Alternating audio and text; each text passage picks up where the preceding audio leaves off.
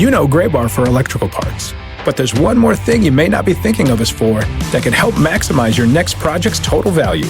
Our pre-project planning services are designed to help you win the bid, save on labor costs, and keep your installers productive across your entire build. The sooner you call us, the better.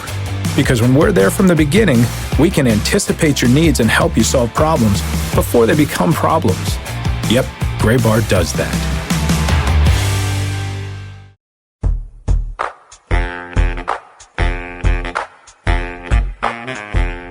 Well, Sam and I made it unscathed through another Major League Baseball non-waiver trade deadline 2 years in a row, in which Sam and I have not been dealt. Went down to the wire. There were some rumors. There was a lot of stuff on Twitter, but ultimately still in the same gigs. Hi, Sam. Hi. Well, I don't know about you, but I'm always worried about the waiver deadline too. Yeah, true. That's true. For some of us, we can't sleep through August either. Can't rest on our laurels here. Right. Yeah. Just because 4 p.m. is past us doesn't mean we've made it safely through to the other side. Yeah. So hey, welcome in. It's the 70th episode of the Show Before the Show podcast from MILB.com. I am Tyler Mon. Sam Dykstra is in New York City, hanging out like in a hallway today. Yeah. No, I'm in a quiet spot in the office. We're doing this like a PGA broadcast. Ernie Els has. I wish I could. Hello, friends. But so I'm gonna do my best to make Sam be really loud, but for this first segment he can't be. No, I won't be. Don't worry. Try to get you fired up. Yeah. But use terms like on fleek for the whole. Oh God. I think that's already out of vogue. I think so. I don't think they use it anymore. The teens. No, if we have any teens listening, teens or tweens, get in contact with us. Teens and tweens. I would love to know if there is a tween. Not if you even use Fleek, just if there's a tween. Yeah, just if there is a tween fan of the Show Before the Show podcast. Yeah. We'll come up with some special promotion for you if you can prove that you were a tweener listening to the podcast. That works. We can do with that. With that, the 70th episode of the Show Before the Show arrives in your ear holes, and we got a ton to talk about. Let's get started here momentarily. 3 Strikes coming up with a whole lot of conversation pertaining to the trade deadline. Before we get to it, you can head to iTunes, give the Show Before the Show a rating and a review and a subscription. And, oh, by the way, you can head to the Stitcher app as well now. If you are an Android user, or if you are somebody who just prefers Stitcher, head on over to the Stitcher app. We are now there as well. You can find us on Stitcher as the Minor League Baseball podcast. The Show Before the Show is there, so give us a look there too, because we're all over the place. We're, making things happen. We're, like I said last week, we're this time Stitcher, next time the world. Yeah, it's just slowly plodding around the podcasting world, and we're just first we have iTunes, then we have Stitcher. If anybody else that knows of any other place we should be taking over, we'll gladly do it. Just shoot us a note about it, and we'll find our way there as well. You can make it happen. So let's get started today with strike number 1. The Major League Baseball non-waiver trade deadline is behind us, and a whole lot of deals went down. Obviously, that is something that is going to be coming into this stretch of the season, but you never know what the full scope of it is going to look like. And man, was it a scope this year. A ton of big deals. Let's just recap it first. Obviously, a lot to unpack here, Sam, but we saw, I believe it was 8 top 100 prospects moved out of the MLB pipeline rankings in all of baseball, and a whole lot of ranked organizational prospects moved to the deadline as well. Just kind of give me your initial knee-jerk reaction a couple of days removed from the deadline.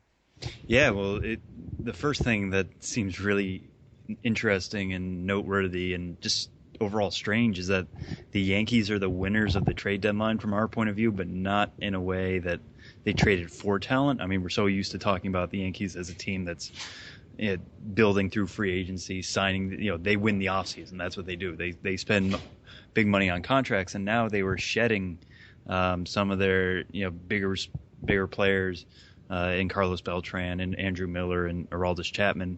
And for any other team, we would call this a rebuild because, they picked up Clint Frazier, top 100 prospect, Gleyber Torres, top 100 prospect, Justice Sheffield, top 100 prospect, Dylan Tate, number 4 overall pick last year, Billy McKinney, former top 100 overall prospect.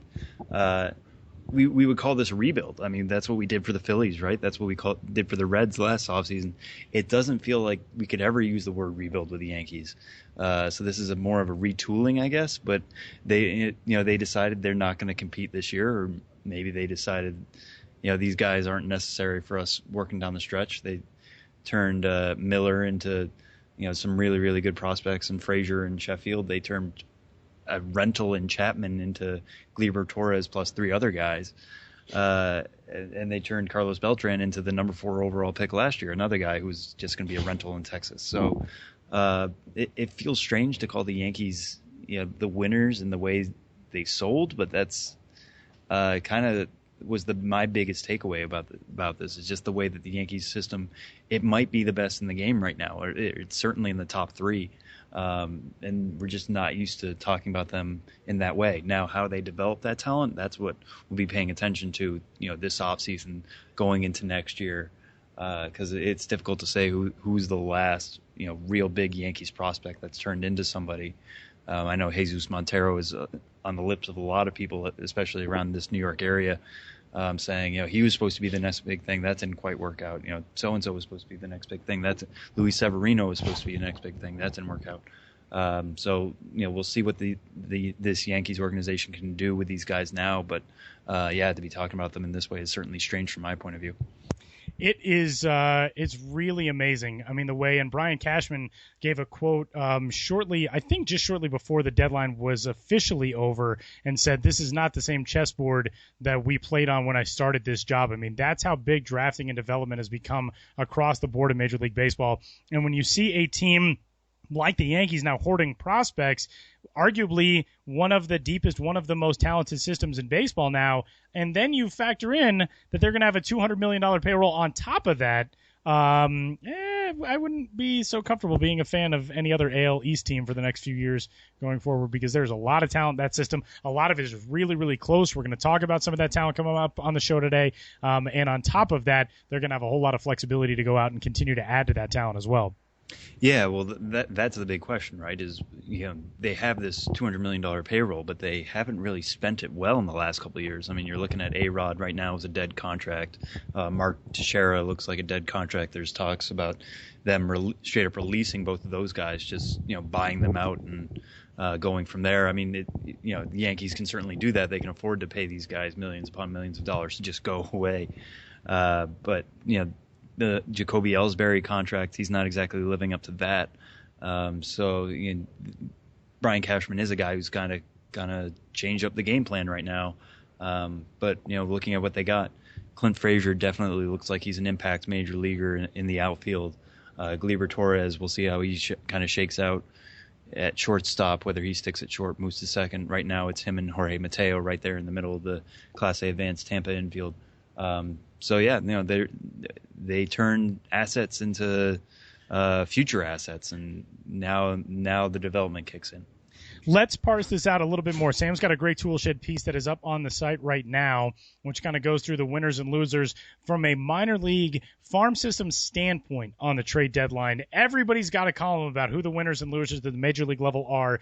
The winners and losers are a lot more difficult, obviously, to nail down at the minor league level, but Sam's got a collection of each, most improved and the organizations that paid the biggest prices in this deadline year. Sam, who stands out to you most among those?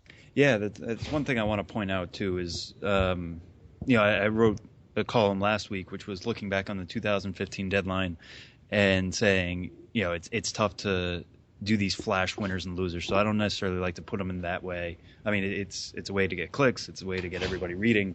But it's, which of these farm systems were most improved? I put the Yankees at the top of that list. So you can call them a winner if you want. We'll see if they actually got the right prospects in the years to come. But second on that list, I have the Milwaukee Brewers, who might be the game's top system right now. We know Orlando Arcia just got called up to the majors. We can talk about that a little later. But he was their top prospect. They add to that, getting Lewis Brinson and Luis Ortiz from the Ranger system in exchange for Jonathan Lucroy and Jeff Jeffries. And they also pick up Phil Bickford, another top 100 prospect from the Giants, in the Will Smith deal. So this is a team that was already rebuilding, continuing that process, getting 3 more top 100 prospects. I think they're now up to 8 on MLB.com's list. Brinson looks like a guy who's very much an impact major leaguer in center field. He's having a down year this year. Was having a down year this year at Double-A Frisco when he got moved to the Brewers organization, got called straight up to AAA Colorado Springs, 4 hits in his first game. So maybe it's all past him now. Who knows? But he's a guy who can definitely play a good, play a good center field, has a decent arm. So it provides you plenty of value there. Then has the speed and some power as well. So that whole package is what the Brewers are adding there. That he certainly looks like a guy who can be their starting center fielder down the line. Oakland A's picking up a nice package, getting 3 pitching prospects from the Dodgers and Grant Holmes, Frankie Montas, and Jaro Cotton. Holmes is the standout there, but I would keep an eye on Montas. I'm still high on him. He went through rib surgery in the offseason, pitched a couple games this year, then went back on the DL with complications due to that rib surgery. But still a guy who can throw heavy heat, has a pretty good slider. It's that 2-pitch mix that makes people think he would be, a closer in the big leagues right now. I would still like to see him be a starter. He can still rack up plenty of Ks that way. If the A's are buying him as a starter, giving him another chance maybe at the end of this year, start of 2017, to hammer down that role, I think a number 3 starter, which might be Montas's realistic role, in the major leagues, if he does stick in that as a starter, is much more valuable than an eighth inning guy. So keep an eye on Montas now in the A's system. The A's not necessarily very rich in pitching. They added AJ Puck in this year's draft, but beyond that, these 3 guys will certainly strengthen their pitching core in the minors. And last one I want to touch on quickly was just the San Diego Padres. We talked about this in the past. They did most of their deals before the deadline, but it's part of trade deadline season. So, a team that picked up Anderson Espinoza, obviously maybe the game's best young teenage pitcher right now. He's in that conversation with Julio Urias. Still, a couple levels away. He's only got Class A full season right now. In Fort Wayne, you can go back to our discussion with his coach or manager last week, talking to him about Espinoza's switch to the Padres system, but that's certainly a good pickup for the Padres. I think now 3 of their top 7 prospects are now from the Red Sox system, so there's an interesting pipeline there. We can have that discussion another day. But they also pick up a 2015 first-rounder in Josh Naylor from the Marlins in a deal for Andrew Kashner. So the Padres are certainly a system that was good. They have some good pieces. Now they get even a little better. Espinoza immediately becomes their top prospect. So when you're looking at which teams got significantly better, I think in terms of their farm system this time around, it was the Yankees, Brewers, Padres, and A's. All 4 of those systems are significantly better now than they were at the start of this trade deadline season. It's pretty amazing how organizations can reshape themselves. Especially, we've talked about this before, but when you look at the way the San Diego Padres have evolved over the last, what would this be now, 20 months or so since A.J. Preller took over, that organization has gone from very good minor league system to everything torn down in exchange for major league talent to all the major league talent torn down and re-exchanged for a very good minor league system. I mean, it's incredible how quickly these organizations can take on different forms over the last couple of seasons. And now we're going to start looking at some organizations who may need to evaluate the way that they get back to that stage going forward. The Texas Rangers obviously come to mind. They gave up a ton of talent. Lewis Brinson, you mentioned, goes 4 for 4 in his debut. Cleveland Indians among them. Todd Frazier exiting, which is going to be a big loss for Todd Frazier. Did I say Todd Frazier? Clint Frazier exiting, which is going to be a big loss for any organization. Speaking of big losses, had to cut his hair. Not an easy thing. No, he was actually a Twitter moment, which I thought was really interesting. Yeah, that was pretty. I didn't know if that was curated just for me, but then I think it was like the lead on the sports page, is that enough people were recognizing that Clint Frazier, the glorious redhead that he is, had to cut his hair. Hopefully it's not Samson-like and he has to lose all his power now. Yeah, but that kind of swept the internet by fire this week. He gave some good blue steel as well in the selfie that he posted. But how do these organizations move forward? I mean, at this stage, Sam, we talked about it as it pertained to the trade for Aroldis Chapman. The Cubs obviously are all in with what they gave up to acquire Aroldis Chapman, which seemed like just an absurd amount of talent to pay for a 3-month rental. But as Sam put it in his Toolshed column, quote, when you have a motivated front office trying to break a century-long World Series drought, that's what happens. how do you go forward now if you're these teams? Because if it doesn't, only one of these teams, and maybe not even one of these teams, is going to win the World Series. If it doesn't happen and you gave up all that talent, where do you go? What's the jumping off point from now? Yeah, well, that's the thing, is that it's the big gamble. The good thing for the Cubs, I'll bring up the Cubs just because that was the last point you made. I mean, the Cubs are so rich with talent already anyways, right? I mean, that was the one hole they had, was that maybe they needed a better closer, so they go out and get Chapman. But all around, the park, they're pretty much full for the near future. Infield, you're talking about Chris Bryant, Addison Russell, Javi Baez, Ben Zobrist is signed to a long deal, Anthony Rizzo still a young guy. And then you go, outfield, Jason Hayward signed to a long-term deal. Dexter Fowler looks like he's going to stick around for a bit. They're trying out Wilson Contreras out in left. They're trying a couple different options there. Jorge Soler is still a guy there. So is this a team that necessarily needs to have a stacked minor league system? Probably not. I mean, would it be better? Yes, but they still have Ian Happ. They still have Eloy Jimenez. I think Dylan Cease could get back there once he proves his health. These are, for the Cubs specifically, this was a chance to go for it. If you're a Cubs fan, you might have wished they would have gone for it with somebody like Andrew Miller, who you would have under control for a little longer than just this year rather than Chapman. But that would have cost you extra in prospects. So, they gave up Gleyber Torres, but Torres was always going to be stuck behind Russell at shortstop, and whatever they decide to do at second base, if they decided to move him over there. So, in the Cubs situation, it is a gamble, but it's a gamble that doesn't mean as much to them as it might to other teams. When we're talking about the Rangers, same kind of deal. I mean, the good thing for the Rangers, if you're a Rangers fan, you didn't give up Joey Gallo. Joey Gallo is still in the system, still the same top prospect. Yes, he has holes in his swing. Yes, he's going to strike out a ton, but that power isn't going anywhere. And it seems like he was always the big prospect that we were talking about that was almost destined to move, because the Rangers were looking at pitching. They were looking at Jonathan Lucroy. How are they going to be able to make that happen? It seemed like they were always going to have to give up somebody like Gallo, but they didn't end up doing that. They also hold on to the game's former top overall prospect, Jurickson Profar. So there's still lots of young talent there for the Rangers. One team that I'm particularly worried about in this, and it feels weird to say this because they've usually been so good at developing talent, is it feels like the Giants don't really have much left. Yeah, I agree. And they gave up Phil Bickford. They gave up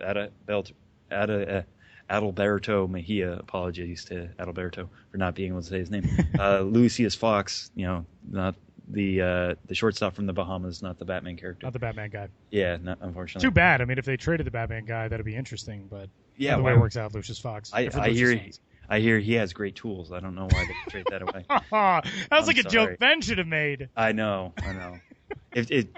Yeah. I would be astonished if Ben knew Lucius Fox from either way. We'll have to ask him later. Yeah, we can ask him. We can ask him. With that. I probably am not giving Ben enough credit. But anyway, so the Giants, what feels like is left in their system, the only top 100 prospect they have left is Christian Arroyo. Who's a guy I like. He's certainly a good hitter. He's hitting 283 right now at Double-A Richmond as a 21-year-old. But he just seems like he's a guy with a cap, a ceiling, whatever you want to call it, as just a major league average infielder. Maybe there's a little extra value there if he sticks at shortstop. They've been trying him out a little bit at second base, and that's when there's less value because there's better hitters at second. So there isn't anybody in this system who just screams excitement for me if you're a Giants fan. Now, your team's leading the NL West. You're trying to hold off the Dodgers. You try to make these moves to improve the major league team, and that comes with a price. But it feels like giving up Phil Bickford for a left-handed reliever in Will Smith just felt like a real big overpay for a system that didn't have that many top prospects to begin with. So I'll be interested to see how they kind of handle that going forward. Do they try to gather some more prospects? Do they just decide we're going to go for it? We're going to develop these guys, and that system seems to have taken the biggest hit, I would say, out of all the others, even those that gave a lot more top talent. At least there's something left in the cupboard that doesn't feel like it's really there for the Giants. Strike number 2. That may have been our longest strike one ever. I liked it. It's a good in-depth strike one. Yeah, there was just no. I was going to say there were lots of foul balls, but even one foul ball is strike one. So yeah, anyway, true. Well, that's a good point. It's just a very long strike one. That's fine. We're not going lots on of information. Strikes. We should, I guess, technically always do our foul balls after strike 2 before we get to strike. It's a whole lot of production meeting. We're overthinking in things. the middle of the show. Yeah. Strike 2. Cleveland Indians prospect Francisco Mejia cannot be stopped. The Indians have a guy right now who's been hitting basically since, I think as of today, since like 1964. Francisco Mejia is the 4th-ranked prospect in all of the Cleveland organization, and as of today stands 1 hit shy of matching Jamie McOwen's most recent minor league baseball hitting streak record. Jamie McOwen, also known as James McOwen, former Perth Heat and Adelaide Bite star, hit for 45 straight games with the High Desert Mavericks in the California League back in 2009. Francisco Mejia has just passed Brandon Watson of the Columbus Clippers in 2007. Next up after this would be a whole lot of guys who played from 1954 and prior. The longest hitting streak in minor league baseball history, just to throw this in, Joe Wilhoit of Wichita in the Western League in 1919, hit in 69 straight games, which is one heck of a nice hitting streak. That year, according to Baseball Reference, and obviously dicey minor league stats from 1919, but that year, Joe Wilhoit played in 145 games combined between Class A Wichita, Double A Seattle in the Pacific Coast League, and in 145 games he batted .393 with a .533 slugging percentage. We don't have an on-base percentage for him. In 128 games in the Western League, he batted .422, so pretty good. Joe Wilhoit. But that's the crazy thing about this hitting streak right now for Mejia is that is relatively within shouting distance now. Yeah, and before we get going on this, I just want you to hit the people with who's number 2 on the all-time number 2 hitting streak. If any of you could have guessed, Joe DiMaggio, big shocker, 61 games for San Francisco, the San Francisco Seals back in the PCL, which I believe the 1933 San Francisco Seals, the DiMaggio outfield, I believe, was in full effect for the old 33 Seals. But at any rate, Joe DiMaggio hit in 61 straight games, so owns the Major League hit record, obviously. With his 56-game hitting streak this season, 75th anniversary, and also his second place on the minor league hit streak record books. That's ridiculous. That year he batted .340 and 100. This is 187 games. Could that be right? I mean, it could be. Could be. And oh, by the way, he was 18 years old. Let's not think about what we were doing. He had 414 total bases that year. Okay, I'm done. Anyway, Francisco Mejia. Yeah, that's what we're here to talk about. It's just like, if you get bored one day, just go look at Joe DiMaggio's Baseball Reference page. It's absurd. No, but I mean, it's important to put this in that context, right? Is that absolutely. happened in the 30s and the 1919, and the last time we were talking about something like this was 2009. I mean, this type of hit streak, in case you weren't already amazed by it, does not happen. Mejia is a guy who, coming into the year, somebody we thought about as a defensive first catcher. I mean, he got a 70 grade on the 20-80 scale for his arm behind the plate, in the Indian system, a 55 for fielding. So he's a guy who can handle himself back there. You're not going to want to run on him. Not very easy to do. But he had to repeat a level this year. So not exactly the greatest hitter in terms of tools. Hit .243 with a .670 OPS last year at Class A Lake County. They sent him back there to start the year this year, and he just catches fire. I mean, he was hitting .347 with a .915 OPS in 60 games with the Captains before getting bumped up to High A Lynchburg in the middle at the end of June, and it's just kept his hitting streak going there. Like Tyler said, we're up to 44 games now. He's hitting .337 with Lynchburg with an .834 OPS. Not going to have the best power, but he is a switch hitting catcher, which is always fun and makes things interesting.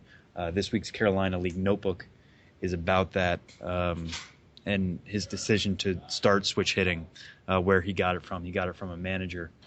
How that's helped him build this 44-game hit streak.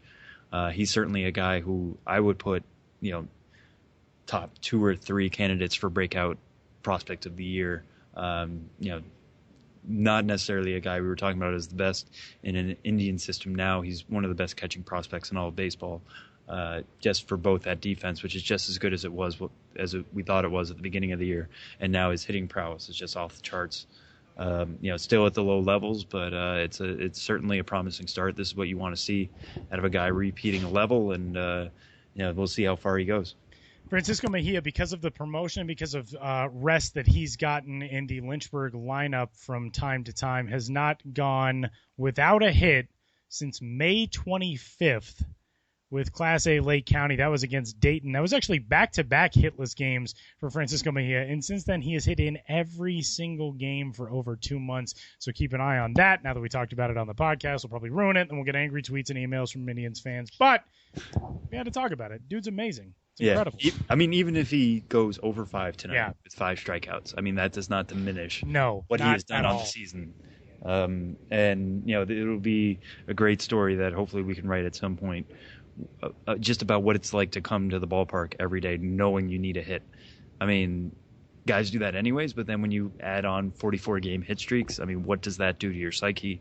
Do you just see it, I just need a single and get it out of the way and then move on? Or I don't know. I would love to talk to him and get into his brain on what it's like to be on such a hitting streak.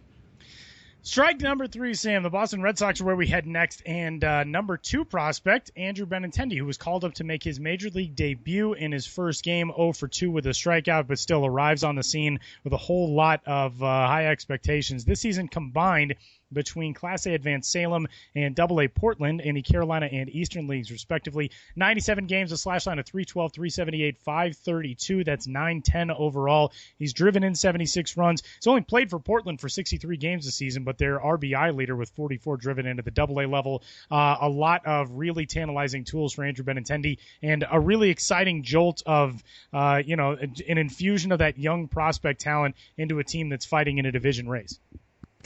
Yeah, I mean, a lot of the talk with the Red Sox was what big trade are they going to pull off? We saw them get Drew Pomeranz. We talked about the Anderson Espinosa trade earlier today and earlier in podcasts, but it was always, what else is going to come? I mean, Dave Dombrowski is a guy who we know prefers major league talent over prospects, so he's willing to trade prospects in other organizations he's worked in, even if they're kind of hyped up. So while we always thought Benintendi and Moncada were untouchable, maybe there was a chance there was some blockbuster that Dombrowski was going to pull off. Instead, on the day of the trading deadline, news breaks that the Red Sox obviously didn't trade for an outfielder, didn't trade for another bat, but they're going to bring him up within the organization. Benintendi slides right into left field, giving the Red Sox, I think, a really good defensive outfield. I mean, you talk about Jackie Bradley Jr., one of the best defensive center fielders in the game this year. Mookie Betts, who has some time in center field as well, has a little bit of injuries this year, might be limited a little bit more to right field than we thought. But, with JBJ there in center, that makes him good. And Benintendi, who has always been a center fielder and always been a plus center fielder. I mean, this is not a guy who is moved to left out of necessity for his own skills. It's because of, organizational need. He got his first start last night. I got to see him strike out against Edwin Diaz, which is unfortunate, but then again, everybody's striking out against Edwin Diaz these days. So Benintendi, despite making that jump straight up from Double A, the Red Sox seem to think this is a guy who can immediately contribute to the major leagues, immediately help them in their chase for the AL East or a wild card spot. Showed tremendous power, surprising power during his days at Arkansas. Won a Golden Spikes Award during his junior year. That power isn't quite showing up in that way of over the fence power. This year he's hit 9 homers, but he does have 12 triples, which is tied for the most in the minor leagues, as well as 31 doubles. So 52 total extra base hits on the year. This is a guy who does muscle the ball all around the yard, has a little bit of speed that'll help him as well, and might be in the conversation for top 10 minor league hitters this year, just given what he's shown at both high A and Double A. But now they move him up to the major league level, and it's certainly exciting times to see guys. We always want to see them tested, and it looked like he wasn't being tested anymore at Portland, so now he's tested at the game's highest level, and we'll have to see how it works out for Boston. So, more prospect graduations. It's rare that we've had a week over the last 2 seasons where the prospect graduations have been overshadowed by anything else. But obviously, the trade deadline will do that to you, and 44-game hitting streaks will do that to you as well. So, congratulations to Andrew Benintendi and Boston Red Sox fans who will get to watch him for the foreseeable future. And that brings us to the end of 3 strikes. We didn't have any foul balls, did we? Did I miss anything? Well, I just want to throw in Orlando Arcia also. Oh yeah, Orlando Arcia debut. Yeah. We'll call him a 4th strike. We don't really even want to call him just a foul ball. Orlando Arcia, bumping over Jonathan Villar. We'll make this real fast. Villar was having a career year and kind of keeping Arcia down at AAA. Colorado Springs, Arcia is hitting 267 this year with a 723 OPS, but he has that golden glove that everybody likes to see. If you ever get a chance, just look up his highlights on the site. You'll never be not amazed at what he can do at shortstop. It should be at least an average bat in the majors. He'll kind of grow into it, but he seems very much like a cornerstone of this Brewers rebuild, and now he gets that taste of the majors, and it might take him some time to adjust to pitching at that level, but his glove is certainly ready for the task. So with that, we wrap up 3 strikes for the 70th episode of the Show Before the Show podcast. And from the road, Benjamin Hill, who's taking a tour through the western slice of the United States. I don't want to say western half because he's only making it as far east as Idaho and Nevada, but still, Ben's out west. Very rare that we talk to Ben when he's a time zone behind me rather than 1 or 2 ahead. But Ben is out on the left coast checking out some California League action tonight. We're going to hear from him on the start to and continuation of his Western swing. Benjamin Hill joins the trade deadline recap edition of the Show Before the Show podcast coming up next.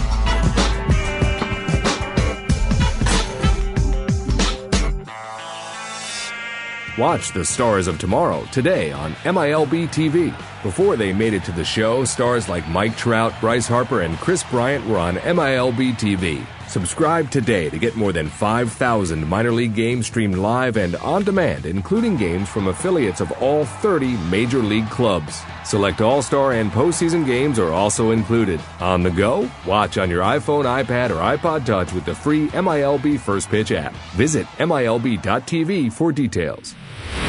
Headed out west to the Golden State for one of our first ventures out to California this year, where we catch up with Benjamin Hill, who is on the road in Modesto, California, the home of the Class A Advanced Modesto Nuts of the California League, for day 3 of his sojourn through California. We'll see some Idaho, some Nevada, some Washington, going through. It's all God's country out this far west. Hi, Ben.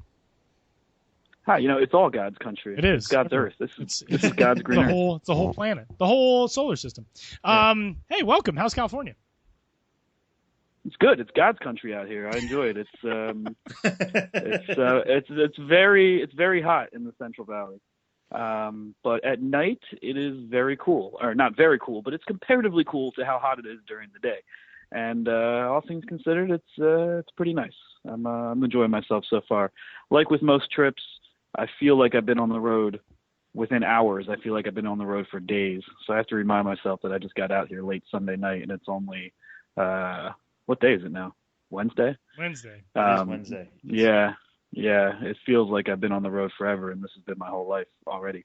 But that's the way it is. You just you jump into it, and it totally overtakes you, and that's a good thing sometimes. Well, tell us about your first couple of stops. The state capital of California, Sacramento, was up on night number 1, taking in a Sacramento River Cats game, and then Stockton's Banner Island Ballpark, home of the Stockton Ports, a Class A advanced affiliate of the Oakland Athletics. Give us a synopsis the first couple of nights.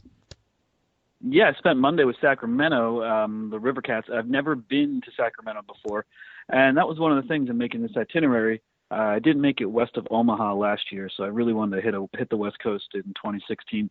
And I'm at the point now where if I go to a certain region, I need to make sure I go to the ballparks I haven't been before.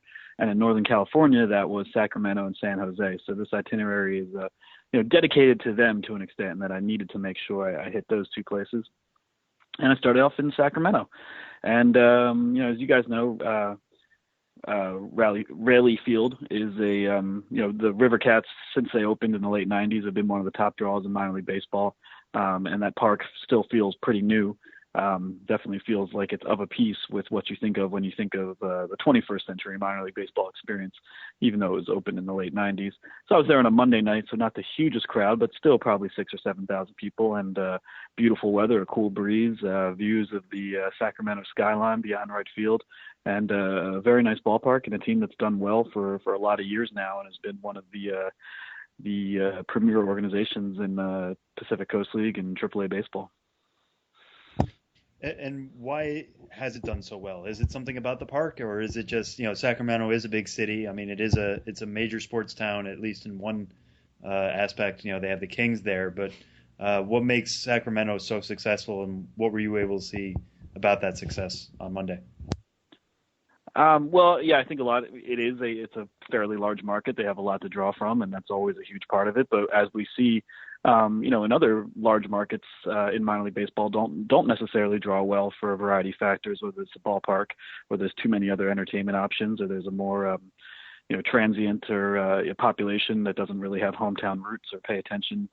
There's all sorts of factors. But Sacramento, they did a really good job here. One, the ballpark is privately owned, so that brings a set of problems in that you have to fund everything yourself, but as it should be.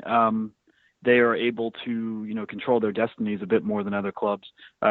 See exactly what they're able to do with the the revenue they have and the investments they can make. So they've been able to keep adding things every year, and it's a proactive ownership. And I think they split the line well between being not over the top with their promotions and with their overall experience because they are AAA and because they are now in year 2 of being a Giants affiliate, and the Giants are the most popular town in the region. So there are a lot of people, more than most, that care about the actual what's going on the field, because you got a lot of fans coming in just to see Giants affiliates, and before that they were the A's, so they've always had a local connection with the affiliate. But they of course have the fun and games as well, and they're still going to be wearing like a Good Burger jersey next Saturday and that sort of thing. So I think they split the difference pretty well, and it's just it's an engaging atmosphere, and they've really put baseball on the map. That city has a long history of baseball, going back to the glory days of the PCL and the Sacramento Solons. And I didn't know what a Solon was. I've known for years that Sacramento had a team that was called the Solons, and that's a name for a legislator, a lawmaker. Really? So, Sacramento. Yeah, so Sacramento's a state capital, and they were the Solons. Wow. And and that team left. They said so long, farewell, and went elsewhere. And Sacramento was without minor league baseball for a while, but in the River Cats era, they're doing very well. Evidently, they are named after Athenian statesman, lawmaker, and poet Solon, who lived from roughly 638 to 558 BC. Obviously. Of course. That's what we all know. Wait, so you looked that up quick. It's quick on the Google. I pretend to be smart. So there you go. It's really just the fact that I can Google things really quickly. It's the only asset There you that I have. go. I didn't know Solon was a BC state, a long ago statesman, but I guess he made such a mark that became a catch-all term for a lawmaker. And so there you go. I did not know that. There are two big things that you have done that identify somewhat with the home parks, and Ben's going to ask you about one of them, and I'm going to ask you about the other from Sacramento and Stockton. Sam's going to ask you. Did I say Ben's going to ask you? First I called Clint Frazier, Todd Frazier. What's happening today? I had family in town for the last 2 weeks. If he wants to ask the question of himself, he's more than welcome to. I've averaged like 5 hours sleep because I was playing with my 2-year-old niece for like the last 2 weeks. I'm just no excuses. Don't worry about me. Don't worry about me. Also, I'm just not that good at this. Sam, please go. Well, with that intro, I wanted to touch on what your experience was like as Ronald Reagan, Ben. Oh, right. Everything blends together. I should have brought that experience up immediately. The River Cats, like a lot of teams, have a locally specific mascot race, and Sacramento's is the heads of state race. And those heads of state are 3 noted California governors, Ronald Reagan, Arnold Schwarzenegger, and Gray Davis. I mean, within that triumvirate, Gray Davis does not really have the same cachet as Ronald Reagan or Arnold Schwarzenegger. But those 3, like the racing presidents or what have you, those 3 race against each other every game. And the team said, do you want to be, you want to be Ronnie? You want to be Arnie? They didn't even offer me Gray Davis. I guess they thought that was beneath me. And, I no disrespect to Gray Davis. But I chose Ronnie, a true conservative and, hero of the modern day GOP. So I suited up as Ronnie, wore a huge, comically oversized Ronald Reagan mask, and ran the race, and I won. And that was a good experience. But what wasn't a good experience is you finish the race, and by that point we've entered in like center left field and cut across the outfield and all the way down the third baseline, and then you have to enter the stadium at the first base side and walk up the stairs and then take the long walk on the concourse all the way around back to the outfield. And it was thankfully a fairly cool night with a breeze, but as much as I say I'm trying to be the best in shape, the most in shape minor league baseball writer of all time, I still have a long ways to go.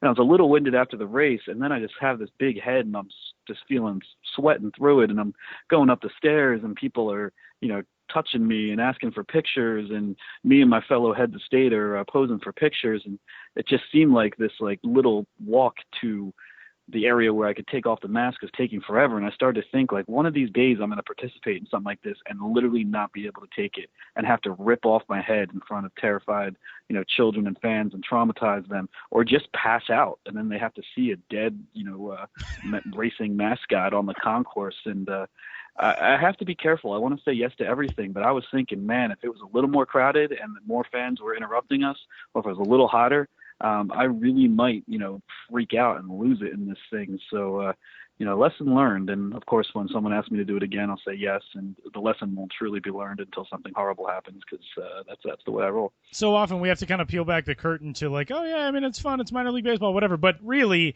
when you see a mascot at a minor league ballpark, very often that is a low totem pole staff member who is doing that for really for a lot of love of the job and not a lot else. So go easy on that person, because that is not an easy gig, and it's not like there's some handsome financial reward at the end of the night when you're dressed up as a shark or a giant anthropomorphic being of some kind that isn't really an animal or a thing, but is for some reason still a mascot and is about 50 extra pounds of just sweat and cloth all over you. It's not easy. Not an easy life. The mascot life. It isn't. But I don't want to complain too much. Well, I don't have to do it every day. But it's still fun. It's still a surreal moment. And every time I'm in one of those suits, it's such a funny experience, because you forget, you're in this suit because it overwhelms you. But at the same time, when you see people, you forget what they see, because they're still looking at you because you're looking at them. And it's really hard to say, like, they're not seeing you as you envision yourself. They're seeing something totally different. Yeah. And it's really a bizarre thing. And when you pose for pictures, you smile. And you're like, well, no one can see me smiling, but you still have to smile. And it's just a very surreal thing. And to interact with people in a way you wouldn't normally, because it'd be weird. And I really like that aspect of it. And I think that's why people do, people who are into being mascots, really dedicate themselves to it, because you put on that suit and you become someone or something else entirely, and just have a whole range of interactions you wouldn't normally. And it is a lot of fun, but it is extremely tiring, and you have to be in very good shape. And oh man, seeing these Central Valley, California teams, I'll see a couple of nuts tonight as mascots, Wally and Al. Al's an almond. Wally is a walnut. A walnut. Hey, there you go. Hey, it was going to take a while there. Wally's a cashew of some kind. Yeah, that's what I was going to say. I was like, is he a cashew? Hey, maybe my head's, I'm losing a little bit. So anyway, props to all the mascots, especially in the hot heart of the summer in these very hot regions, because it is rough. So that was Sacramento, the mascot foray. There was a food foray in Stockton, California. The asparagus capital of the world has the asparagus dog. Now, did you get to eat the asparagus dog? Did the designated eaters eat the asparagus dog? I had the designated eaters eat the asparagus dog. They have it, for backstory here, Central Valley as a whole is obviously huge with agriculture and farming, and Stockton specifically calls itself the asparagus capital of the world. So the ports in recent years, have had a alternate logo featuring asparagus on the logo. 5 o'clock Doc, this guy on the ports who I guess unloads shipments of or loads ships up with asparagus. I don't know what 5 o'clock Doc does, but anyway, he's part of the team's alternate asparagus logo, and they do have deep fried asparagus every day at the concession stand. The asparagus dog, which they prepared us last night, is not something that's available every day. They do have it on certain days and tied into larger asparagus promos, but they made one for us last night. And I think everything I've done on this trip, which has not been only 2 stops so far, that got the most immediate reaction as regards Twitter. This picture of the asparagus dog, and most people saying, like, why would you ruin a hot dog like that? This is disgusting. That hot dog looks really good, and then you put asparagus on it. At least bacon wrap the asparagus or drown it in mustard or do something, because why would you do that? But it's good, because if that was just a hot dog, who would care? It's just another hot dog at a baseball game. But when you put asparagus around it, you give it a regional tie, you give people something to comment on, and you get your name out there a little bit. So we had the asparagus dog. My designated eaters seemed to like it quite a bit, although I think they like the hot dog more than anything else. And it was an Alpine hot dog, a local brand that is apparently well regarded in this area. So they were all about it. And the Ports are all about the asparagus. And they gave me a shirt yesterday. They said, would you like a shirt? And I usually say, I don't need a shirt. And they said, well, here, pick out a shirt. And of course I picked out one with asparagus, and I will wear it proudly for the rest of my life. And one thing they made you do too was you had to dance for your dinner. What exactly did that mean? And which you how had do you to think you do did? before, I think, at other parks, right? I've done it many times. I've danced for many dinners at minor league ballparks and never have actually gotten a dinner out of it. The Ports, it was a Tuesday night, and Kevin Hart was playing at the arena next door. So the Ports were definitely a little overshadowed in the entertainment scene in Stockton last night. So it was a fairly sleepy Tuesday night, but the Ports front office staff, led by General Manager Brian Meadows. I almost said Brian Fellows. Brian Meadows. Brian Fellows. I called Sam. Yeah, really Ben, good. So. Yeah, it's a confused kind of day. But the Port staff were just great, really engaging all day, gave me a lot to work with. And as the game went on, they're like, hey, you want to dance for your dinner? I was like, okay. And I did some ridiculous on-field dancing. I led the crowd in the 7th inning stretch. I shot some slingshots. I launched some stuff into the sky during a between-inning contest so a kid could try to catch it in the net, and X, Y, and Z. Talked to a lot of people. So it was one of those days where I was really engaged with the on-field stuff and with the inning-to-inning operations, and it was a lot of fun, and really appreciate the Ports for being so proactive and making a memorable night. And, I did a quick blog post on it yesterday, and that came up today. And there'll be a lot more where that came from as the days goes on. Tonight, the Modesto Nuts. Tomorrow night, the San Jose Giants. The 5th of August will be the Visalia Rawhide, and then a couple of PCL stops, August 6th and 8th in Nevada, Las Vegas, and Reno. And we will talk to Ben just prior to his next stop after that, which will be in Idaho, the Boise Hawks at Boise Memorial Stadium, and then a couple of stops in Washington, the Tri-City Dust Devils and the Spokane Indians. That'll round out the trip, but a lot to look forward to. What do you have on the docket for any of those? Anything stand out? For the most part, I'm just taking each one as it comes. I don't have, I have a few taking potential one game story at a time? ideas lined up, but I am, it's the ultimate cliche in sports, but you see why it's a cliche. When I wake up in Modesto, I just need to say what needs to get done today. Because if I start thinking, oh, wait, San Jose's tomorrow, and then Visalia, and then how long of a drive is it from there to Vegas, and then what do I need to do there? I go nuts, and I'm getting better. Well, I'm going to the Nuts game tonight, but I go nuts in a different sense. If I think about these trips, in a longer term context and get really stressed out. So, I've tried to do my advanced legwork. I've tried to be in touch with the teams. I've tried to scout around for ideas on my own and via Twitter. And you really do. You just take it as it comes, and you wake up one place, go to bed in another one, see a game, and just take it all in stride. And I really do enjoy it as it's all happening and flowing. But a lot of the logistics and planning, like, oh, I got to do this, I got to file this story, I got to drive here. It is, it takes a lot out of me. So every once in a while, I just have to play. I'm really into cribbage on my phone. Every once in a while, I have to play a few games of cribbage, clear the mind, and then move on. Okay. And so along those lines, what are you looking forward to most about tonight in Modesto? And I guess we'll check in with you next week, see how it went. But what are you looking forward to about tonight?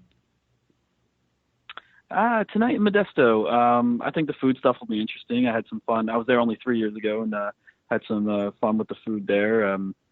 I've got the designated eater T-shirts now for the guys who volunteer for that job. So interesting to see what kind of food stuff they got. I think I'll participate in a few between inning contests, talking to some long-term fans. The usual Ben's Biz rigmarole. Last time I was in Modesto, as you may or may not know, Modesto was the location for the George Lucas film, his pre-Star Wars breakout American Graffiti, about kind of classic car culture, and that was set in Modesto. So there really is a classic car culture in Modesto. Last time I went to Modesto in 2013, I wish I remembered the model of the car, but they drove me out onto the field to start the game and throw out a first pitch, riding in the back of this classic car and waving to the fans like they knew who I was. So it was memorable but ridiculous. I'm not sure if I'll get that kind of star treatment. This time they're probably like, this dude's coming here again? Like, we're not getting him a convertible. Come on, man. So we'll just see how it goes. But, Modesto, it's known for agriculture. It's known for the nuts. It's known for classic cars and American Graffiti, and we'll just kind of see how all those elements combine or don't, and have a good night at the ballpark. He is Benjamin Hill. You can find him on Twitter. He's at Ben's Biz. He's been keeping up with the trip there as well as on Vine and on Instagram. You can find Ben there as well. He is the Ben's Biz on Instagram, not to be confused with Ben's Biz on Instagram. So go find Ben at all those places. And we'll talk to you from Nevada next week, I guess, Ben. Yeah, Nevada or Idaho or somewhere. Idaho, yeah, somewhere in the Mountain West Conference. There you go. That's where I'll be, and until then, yeah, one day at a time, one day at a time, one day at a time. That's the mantra.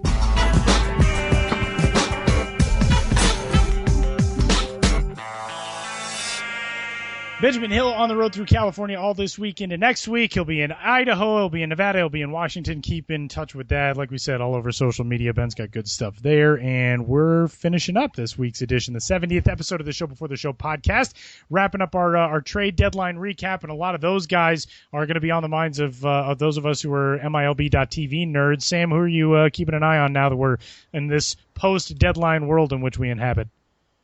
Yeah, so when we were talking earlier about what certain farm systems are going to have to do now that they traded away a lot of their talent. If you're a Cubs fan, you can still watch a pretty good South Bend team headed by Eloy Jimenez, who I think is the reigning Midwest League Player of the Week, just a guy who's absolutely on fire right now for the South Bend Cubs, hitting .347 on the year, 12 homers, 2 triples, 35 doubles. Was a star at the Futures game, was also a Midwest League All-Star, won the Top Star award at that All-Star game. This is a guy who I mentioned before, Francisco Mejia, is in the conversation for Breakout Prospect of the Year. I think that's headed by Eloy Jimenez. It's just a guy who showed incredible hitting ability, both for average and for power. I got to talk to his manager this week who said, this is a kid who just has learned to take it the other way, which that sometimes takes a little time when you're going through the minors. Guys just want to pull the crap out of the ball. Jimenez is a guy who's willing to take his singles, his doubles to right field. If it means taking a little bit of the power off, he's willing to take those hits. So you get your chance to watch him play both the end of this week and this weekend. South Bend will be at home. All of those games are on MILB TV. The one I would tune in for is this Friday at 7:35 Eastern, because not only will Jimenez probably be playing, but Cubs prospect Oscar De La Cruz, he's number 7 in the Cubs system, will be making a second Class A start for them. He's a guy with a plus fastball and above average curve, can flash some pretty good stuff, stands 6'4", 200 pounds, so there's lots of projection there. Struck out 7 batters over 4 2/3 scoreless innings his first time out. We'll get a chance to build on that second time out, hopefully last a little bit longer. But between those two guys, if you're a Cubs fan, worried about what the state of the system is after you trade away Gleyber Torres in that Chapman deal, now is a chance to get to see what's left, and South Bend is a pretty good chance for that.